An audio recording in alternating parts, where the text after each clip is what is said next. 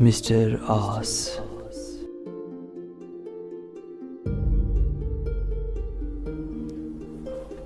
आहा,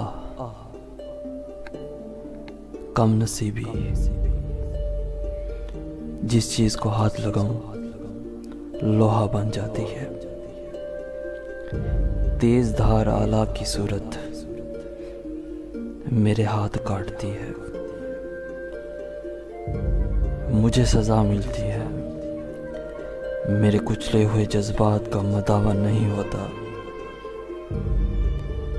मेरी तमन्नाओं का कम फासला नहीं होता। मेरे सफर लंबे ही होते जा रहे हैं।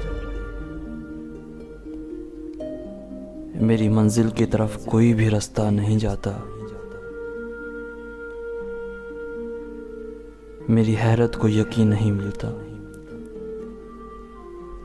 मैं किसी का नहीं होता या मेरा कोई नहीं होता। जाने ये मामला हल क्यों नहीं होता।